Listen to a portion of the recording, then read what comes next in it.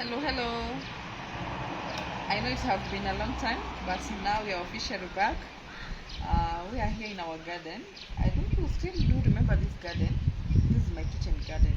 Because tell me why you can live without a kitchen garden. And you know very well how important it is. Because I have a large family. Imagine buying vegetables each and every day for my big family. We are about seven or eight people in the house, and you decide to buy vegetables. That is like 200 each and every day, because here in our county we buy vegetables not ile kupimiwa at 20 shillings ama nini. We just buy 1 kg, tunapimiwa half a kg, quarter a kg, 1 kg. So lazima kama ni mimi with my big family, we take like 1.5 or 2 kgs of vegetables. Haya, tutafuta sukuma na mimi. And this is my new cat, not really new, the one that I had ni mama ya huyu. Now this one is Rosina. Alright.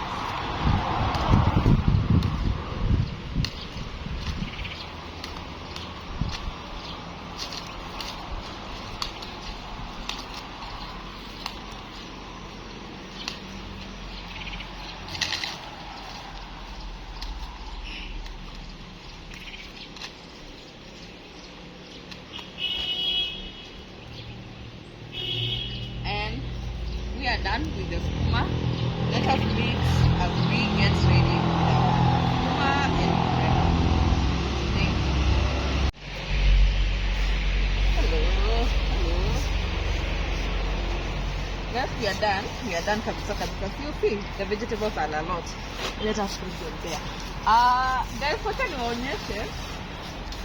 Kuna wakati nilikuwa nanunua mpaka matunda, avocado. Like for example,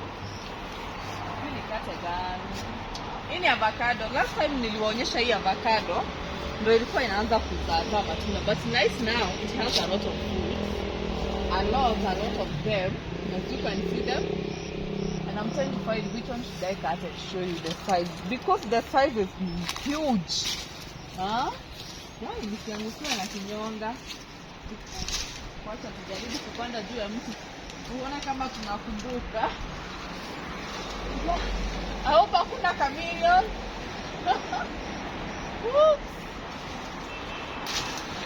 Na mtoto akiangukia mtu kwa nywele, inabidi mtu anyoe nywele yote. Right? Ndio kushuka hiyo side.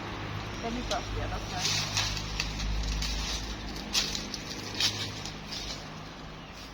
Guys, ona hiyo hash avocado. Ni hash ama ni hash? I don't know. Check vile ni kubwa. Tell me why again tutakosa kuwa na mahali pa kitchen tu kadogo tu.